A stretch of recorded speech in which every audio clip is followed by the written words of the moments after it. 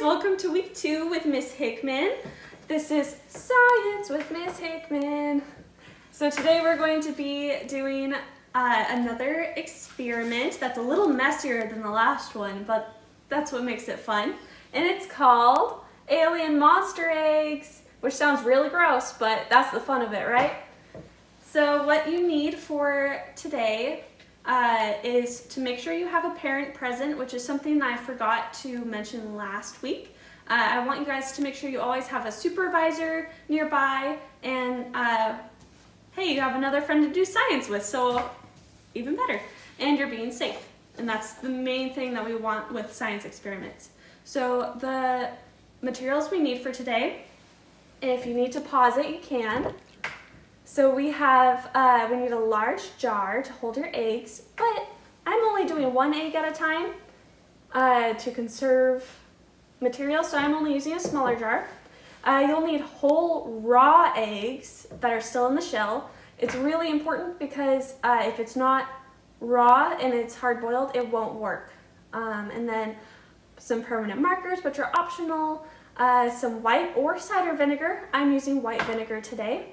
And then we need some green food coloring, or any food coloring that you want, but to make the monster eggs, they'll be green. And then the last thing you need is corn syrup. Alrighty, so to get started, I'm gonna put this over here.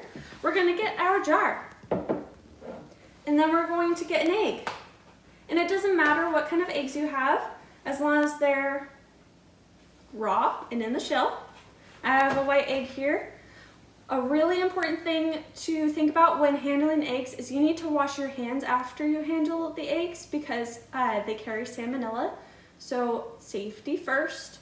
What I'm going to do is I'm going to put the jar sideways so that it doesn't just drop in and break. I found that out the hard way yesterday when I was trying it out because I just plopped it in there. So what you want to do next is take your white vinegar, and I'm just going to set this down for a second. Be really careful with vinegar because if it gets in your eyes or on a cut, it will burn, and you need to rinse your eyes out immediately for at least 15 minutes if you get any chemical in your eyes. And that's why you want a parent with you also, so they can help you with that. You want to pour it carefully into the jar. Just enough so that it covers it, and you don't need any more than that. So just so you can see, it's barely covering the top. And if you can see, there's bubbles forming around the egg already, which is a really important part of this experiment. So I'm going to seal up my container of vinegar. And this is the hard part. Science is fun, but sometimes you don't get stuff done immediately when you try it out. This experiment needs you to put the egg in the fridge for at least overnight and at most 24 hours. So I'm going to set this aside. And lucky for you, I did it already, so you don't have to wait to see what happens. So I'm going over here to grab my eggs.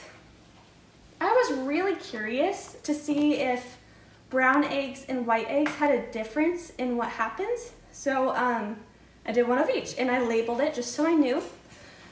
And what you'll notice, I'm gonna walk towards the camera, is that the egg has a film at the top. And this was the brown egg, as you can tell, because it has a brown, weird looking film at the top, and the white egg.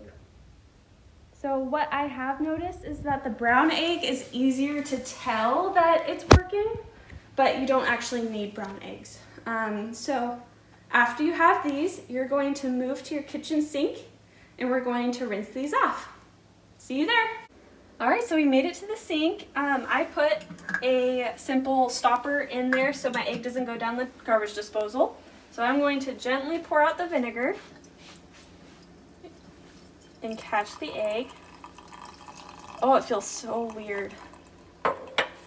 So here's the egg up close. This is the brown one. And you're going to gently remove by rubbing around. Oh, this is so weird. the egg, and you can see that the brown stuff is coming off. And it's all squishy. What? So you're going to take some water and start getting it all off. Oh, I see a tear, so I'm going to go with it. Oh no! So that's why you want to do it really gently. But it did feel like a balloon at first, which is really cool. And then this is the membrane of the egg. So this is what the egg yolk was in.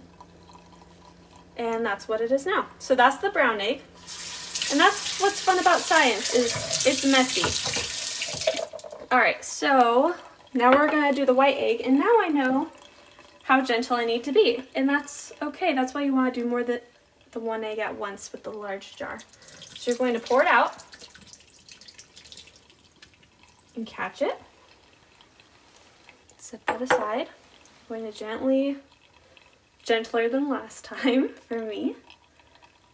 Get the shell off, and you're gonna have some water lightly running on it. It feels so weird, but so cool. It's like a balloon, but you don't want to squeeze it too hard.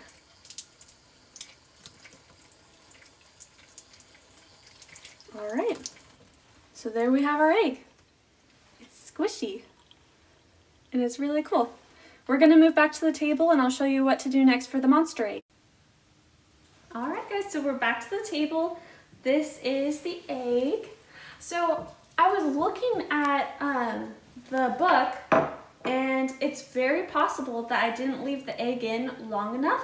It said in the book to leave it overnight, but apparently it wasn't long enough, or I didn't peel it off right away, but I'm trying to be really gentle with it. I don't want to break it like the brown egg. This is a picture of what it could look like. I'm going to walk to you. This picture in the middle is what it should look like eventually, where it's a little see-through and it's really slimy looking. So that's the fun part about science, again, is that not everything is going to come out the same. There's always different outcomes with experiments, and yeah, so I already washed my hands after I dealt with the eggs, which is very important. Make sure you do that. The next step you want to do, if you want to do the monster eggs, is you want to put this back in your jar after you rinse out the vinegar, and then you're going to take some light corn syrup, which I don't have enough to do it, so I'm just going to let you know how to do it. I'll just show you. You're going to be pouring the syrup in there just enough to cover the egg, like we did with the vinegar.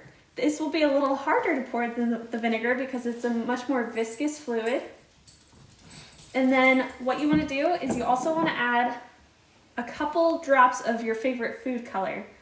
So I'm going to say 2 or 3 drops, maybe more if you want it to be really dark. And then once you're done, you're going to put the lid on the jar, and you're going to, I don't actually have liquid in here, so I don't need a lid. You're going to lightly mix it up this way by inverting the jar and putting it back. And see, this is so cool because we can move the egg around and it doesn't break because it doesn't have that hard shell anymore. It's more of a balloon.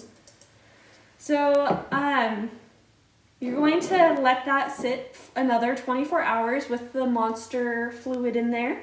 And then after that, I want you guys to leave a comment and tell me what exactly happened to the egg after it sat in the coloring and in the corn syrup. So here is the scientific explanation of why the egg reacted in such a way with the vinegar. So eggs are made out of 2 main chemicals. We have calcium and carbon, which are bound together by calcium carbonate crystals. Our puppy really wants to say hi. We just got a puppy. His name is Dobby. I'm going to grab him for you. Dobby. Hi, Dobby. Hi. He's so little. So this is Dobby. He is only 12 weeks old and he's 4 pounds and 13 ounces. He's just the cutest little dog and he's full of energy. He's pretty crazy. So I'm gonna put him outside real quick. Hey, Bucky. And off he runs. Alrighty. So as I was saying, eggs are made out of calcium and carbon, and they're bound by calcium carbonate crystals once the vinegar is put in there. So the vinegar is an acid, which breaks apart those calcium carbonate crystals, which reacts to form carbon dioxide bubbles, which is like what we're seeing when we have the egg in the jar. It's covered with bubbles on the outside of it. So that's what that is. That's carbon dioxide bubbles made from that. What you're going to see after you make the monster eggs is, we already know that it's kind of a balloon-like membrane, and because of that, it allows water to pass through it, and corn syrup is mostly sugar, and there's not much water in it at all, which causes the egg to shrivel up.